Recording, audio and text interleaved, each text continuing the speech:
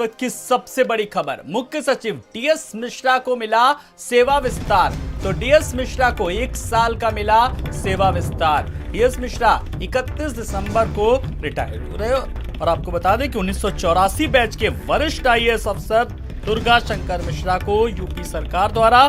28 दिसंबर को केंद्र को भेजे गए प्रस्ताव के आधार पर एक केंद्रीय प्रतिनियुक्ति से यूपी के लिए कार्य मुक्त करने के साथ 1 साल का विस्तार भी दिया गया। और इससे पहले दुर्गा शंकर मिश्रा केंद्र में आवास एवं शहरी कार्य मंत्रालय में सचिव के पद पर तैनात थे और उन्होंने देश भर में मेट्रो रेल के साथ ही स्मार्ट सिटी, अमृत स्वच्छ भारत मिशन, नमामि गंगे जैसी परियोजनाओं के लिए बेहतर काम किया है। तो डीएस मिश्रा 31 दिसंबर को रिटायर हो रहे थे, लेकिन फिलहाल अब उन्हें 1 साल का सेवा विस्तार मिला है।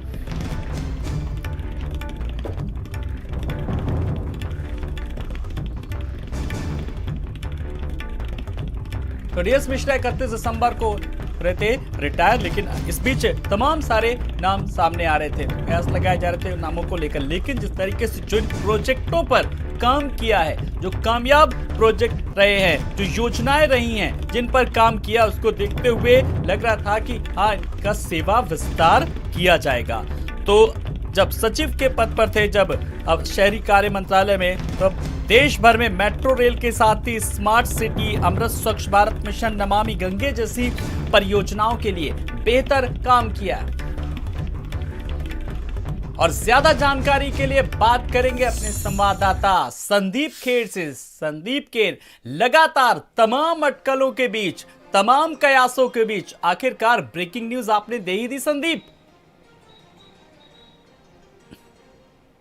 देखिए, बिल्कुल आलोक, इसमें कोई दो राय नहीं है। जिस तरीके से लगातार ये देखा जा रहा था कि उनको सेवा विस्तार मिलेगा या नहीं मिलेगा, इस पे तमाम तरीके की चर्चाएं, हालांकि कह सकते हैं कि शासन के गलियारे में चल रही थी। 31 दिसंबर को उनका रिटायरमेंट होना था, लेकिन उसके ठीक 2 दिन पहले ये कहा जा सकता है कि एक नया जो गिफ्ट है वो मिल गया। और देखिए, लगातार ऐसा कहा जाता है कि जिस तरीके से मुख्य सचिव का जो विस्तार का कहते हैं जो मंजूरी है वो केंद्र सरकार देती है। अब जिस तरीके से देखिए दुर्गा शंकर मिश्रा के कार्यकाल को बढ़ाया गया है, 1 साल का बताया जा रहा है कि पूरा कार्यकाल बढ़ाया गया। हालांकि इस तरीके के कयास लगाए जा रहे थे कि इसके बाद में कार्यवाहक की जिम्मेदारी यहाँ पर तय हो सकती, क्योंकि इसके पहले भी देखिए जब मुख्यमंत्री योगी आदित्यनाथ का पहला कार्यकाल था तो उसमें अनूप मिश्रा जब कह सकते हैं कि रिटायरमेंट हुए तो उसके बाद राजेंद्र प्रसाद को कार्यवाहक के रूप में लाया गया था। हालांकि उसके बाद में उनको मुख्य सचिव बना दिया गया था और इसके पहले सपा सरकार में भी देखिए ऐसा होता रहा है। लेकिन जिस तरीके से देखिए दुर्गा शंकर मिश्रा की अगर बात करी जाए, जिस तरीके से उनका जो कार्य करने का कहीं ना कहीं से उनकी जो कार्य प्रणाली है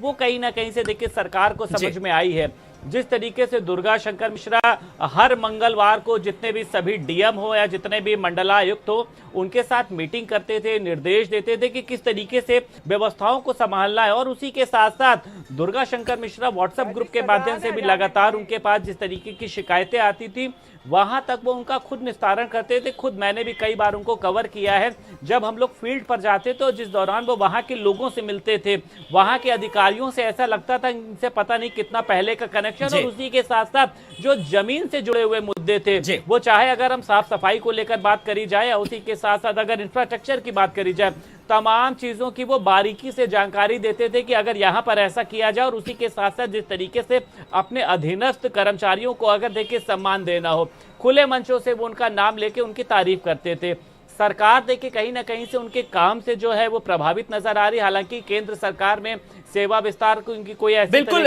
संदीप, यही आप कवर करते आए हैं और यही बात संदीप मैं भी कह रहा हूं कि कार्यकाल की बात अपनी जगह, लेकिन अगर खाली कार्यों को देखें तो जब केंद्र में किस तरीके से, तब नमामि गंगे प्रोजेक्ट जैसे बात करें, मिशन भारत की बात करें, स्वच्छ भारत मिशन को लेकर के तमाम ऐसे प्रोजेक्टों पर, चाहे वो मेट्रो रेल परियोजना पर काम किया, ऐसे कामों को देखते हुए ने किस तरीके से उनका प्रमोशन हुआ और सरकार में। और बड़ी बात यह कि अब कहीं ना कहीं उनके नाम को लेकर के कयास लगाए जा रहे थे और आखिरकार अब पूरी तरीके से मोहर लग चुकी, तस्वीर पूरी तरीके से साफ है संदीप।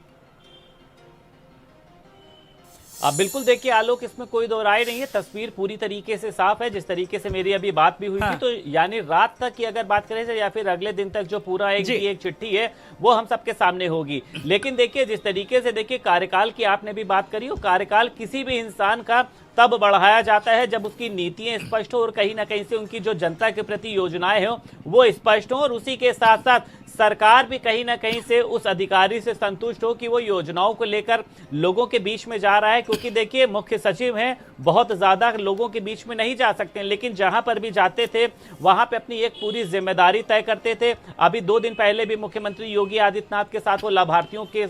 जिसमें उनको संवाद स्थापित किया था, वहां पर भी तो कहीं ना कहीं से देखिए लोगों को जानकारी देना, अधिकारियों को जानकारी देना कि आपको किस तरीके से